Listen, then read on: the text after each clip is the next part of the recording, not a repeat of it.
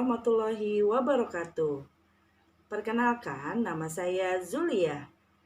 Di sini saya akan mempresentasikan penyusunan best practice pada LK 3.1.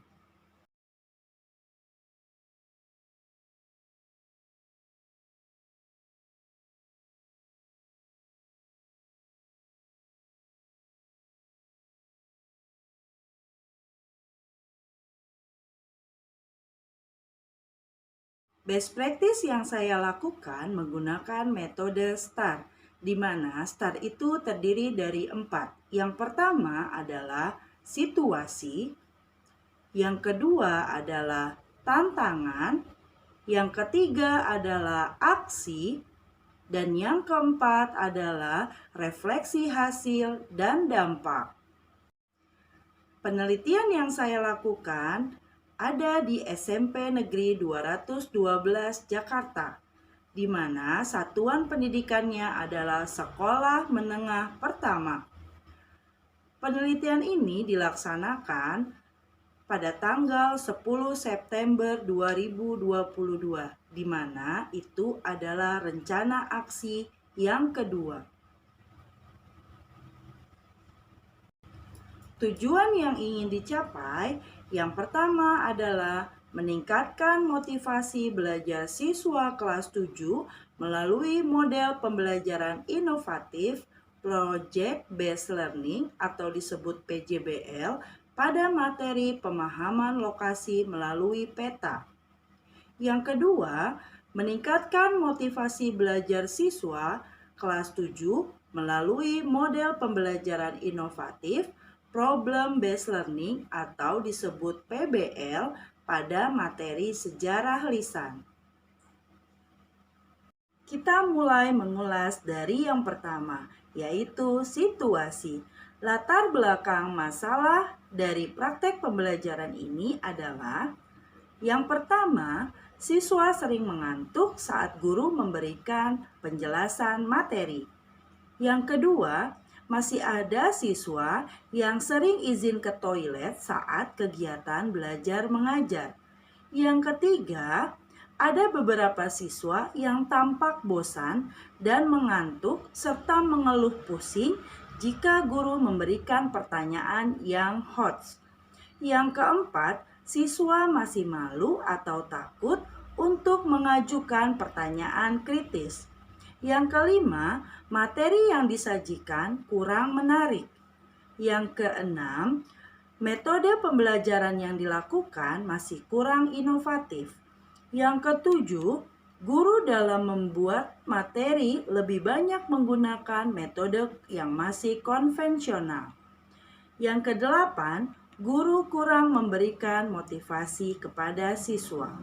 Dari kedelapan poin tersebut, dapat diambil kesimpulan bahwa selama ini siswa merasa kesulitan dalam memahami pembelajaran, merasa bosan dan materi yang disajikan kurang menarik karena pemanfaatan media ajar belum maksimal serta model pembelajaran yang digunakan belum inovatif. Penting dibagikan karena banyak guru yang mengalami permasalahan seperti saya, sehingga praktik ini selain diharapkan dapat memotivasi diri saya sendiri, juga diharapkan bisa menjadi referensi bagi rekan guru lainnya. Tanggung jawab saya dalam praktik ini, sebagai guru mempunyai tanggung jawab untuk melakukan proses pembelajaran secara efektif dengan menggunakan model pembelajaran yang tepat dan inovatif, sehingga tujuan pembelajaran dan hasil belajar dapat tercapai sesuai yang diharapkan. Tahapan yang kedua adalah tantangan. Adapun tantangan yang ada pada guru dan sarana di sekolah adalah yang pertama, metode belajar yang masih konvensional. Yang kedua, penggunaan media pembelajaran masih belum maksimal. Yang ketiga, kurang pemanfaatan TPACK di dalam kelas. Yang keempat, model pembelajaran yang belum relevan dengan kebutuhan siswa. Dan yang kelima, kondisi kelas yang kurang mendukung. Tantangan-tantangan di atas yang menyebabkan seorang guru harus berusaha menghadapinya. Oleh karena itu, guru harus kreatif, menguasai cara menggunakan media dalam model yang sesuai dan tepat dengan gaya belajar siswa. Yang ketiga adalah aksi. Langkah-langkah yang dapat dilakukan adalah: 1. Berkaitan dengan metode belajar yang masih konvensional, ada beberapa materi yang memang memerlukan penjelasan dari guru, tetapi perlu divariasikan juga dengan adanya interaksi yang aktif antara guru dengan siswa dengan metode diskusi dan metode tanya jawab, sehingga ada komunikasi dua arah antara guru dengan siswa, ataupun siswa juga bisa diminta untuk menjelaskan materi dengan kalimat sendiri, sehingga pembelajaran terpusat pada siswa atau biasa kita sebut student center, sehingga dapat mengurangi tingkat kebosanan siswa dalam mata pelajaran IPS. 2. Berkaitan dengan media pembelajaran yang kurang maksimal, guru bisa menggunakan media konkret yang ada di sekitar lingkungan sekolah, sehingga siswa bisa lebih mengenal media yang ada. Jika media sudah ada, bisa dikolaborasikan berbasis TPACK, sehingga siswa dapat dengan mudah memahami materi yang disampaikan. 3. Berkaitan dengan pemanfaatan TPACK di kelas. Bukan hanya guru yang menggunakan media berbasis TPACK, tetapi siswa pun dilibatkan menggunakan media TPACK berupa gadget atau gawai, PPT bahan ajar, video pembelajaran, scan barcode, untuk membantu siswa mencari bahan pembelajaran berkaitan dengan materi yang disampaikan oleh guru. Juga sebagai bahan informasi tambahan untuk mengerjakan LKPD yang diberikan oleh guru, serta media yang digunakan untuk melakukan evaluasi pembelajaran, tetapi tentu saja dengan pengawasan oleh guru. 4. Berkaitan dengan model pembelajaran. Karena saya menggunakan dua model pembelajaran, yang pertama kita ulas model pembelajaran PJBL. Di sini guru menggunakan model pembelajaran PJBL atau disebut Project Based Learning, di mana di awal pembelajaran siswa dirangsang untuk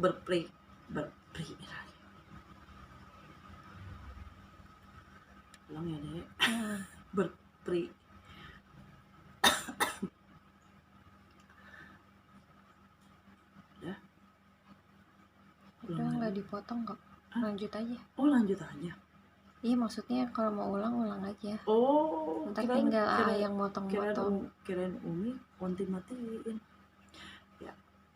Di sini guru menggunakan model pembelajaran PJBL atau disebutnya Project Based Learning, di mana di awal pembelajaran siswa dirangsang untuk berpikir kritis dengan ditampilkan sebuah gambar peta Jakarta. Lalu siswa diminta mencari informasi secara mandiri komponen peta apa saja yang tampak. Selanjutnya, guru menayangkan PPT materi tentang pemahaman lokasi melalui peta. Lalu siswa diarahkan untuk menggunakan media Google Maps serta Google Earth untuk mencari lokasi dari rumah menuju ke sekolah menggunakan aplikasi tersebut.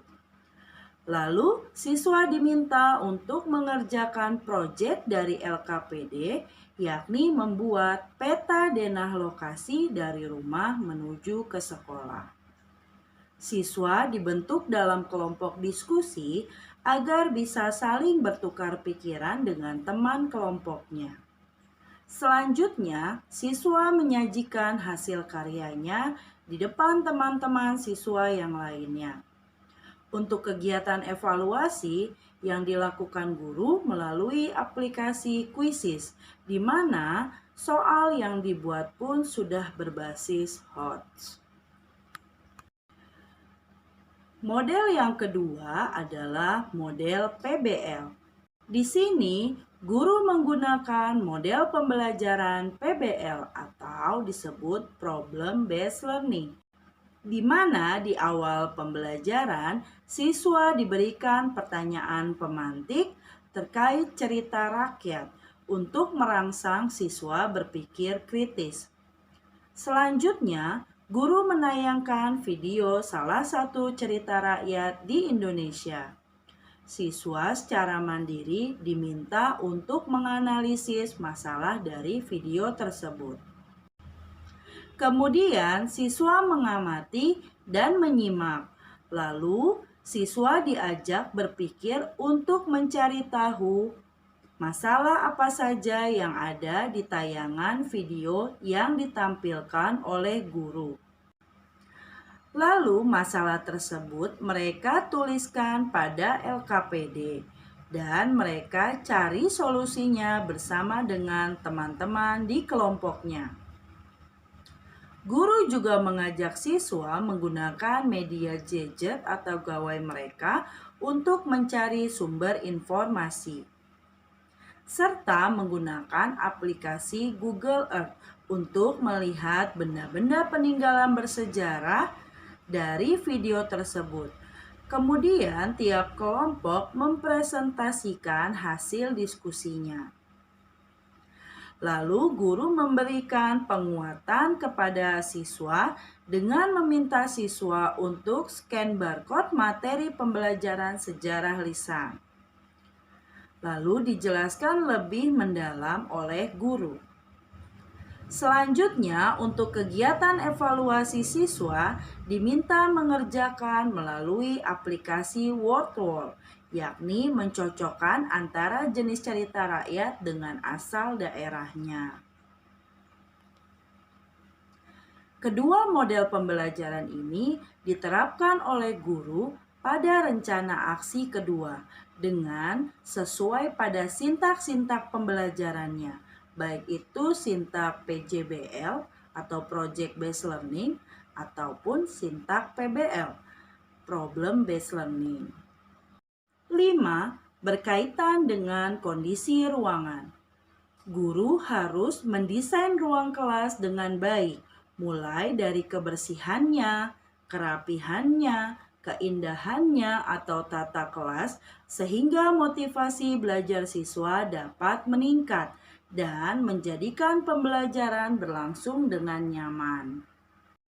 Langkah yang keempat adalah refleksi hasil dan dampak, di mana untuk bagian refleksi hasil dan dampak itu memuat komponen-komponen, yakni yang pertama dampak, yang kedua respon, yang ketiga faktor keberhasilan, yang keempat pembelajaran keberlanjutan. Kita ulas yang pertama adalah dampak dan hasil. Langkah-langkah yang telah dilakukan, penggunaan model pembelajaran baik project based learning dan problem based learning memberikan dampak dan hasil yang efektif dalam pembelajaran, yakni sebagai berikut. Yang pertama, suasana belajar menjadi lebih menyenangkan sehingga siswa maupun guru menikmati proses pembelajaran. Yang kedua, motivasi belajar siswa semakin meningkat sehingga tercipta pembelajaran yang kolaboratif dan juga inovatif. Yang ketiga, dilihat selama proses pembelajaran, siswa menjadi lebih aktif dan bersemangat saat menerapkan model pembelajaran project based learning dan juga problem based learning. Ulasan refleksi yang kedua adalah respon.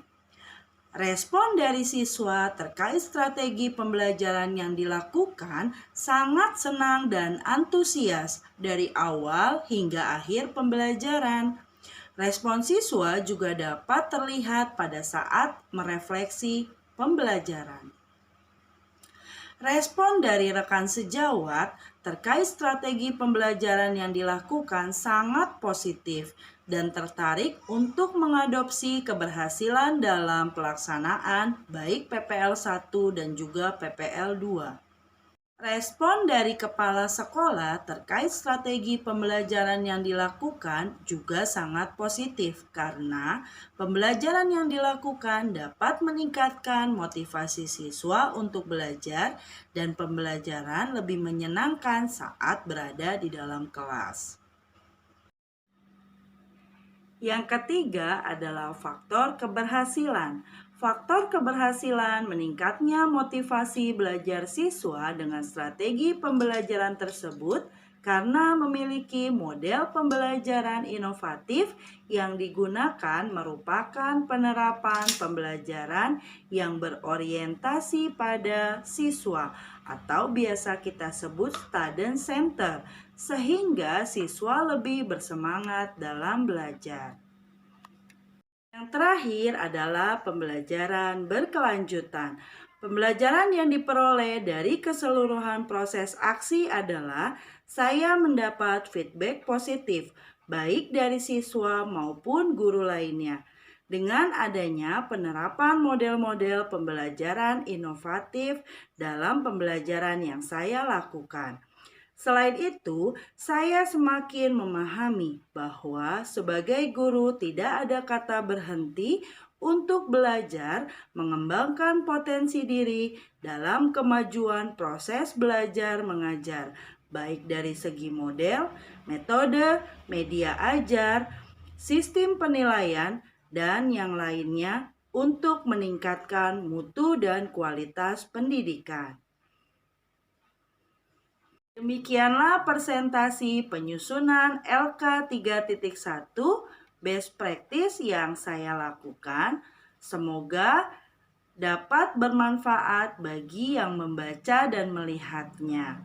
Kurang lebihnya saya mohon maaf. Wabillahi taufik wal hidayah. Wassalamualaikum warahmatullahi wabarakatuh.